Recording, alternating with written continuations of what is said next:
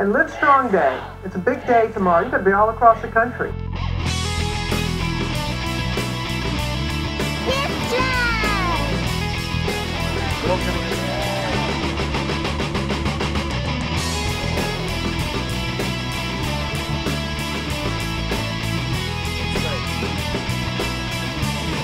You know, just so many creative ways that you can find to get people to care. That's all you need to do is get the message out. I'm riding my bike for 24 hours, and I'm also suspended 80 feet in the air by a crane.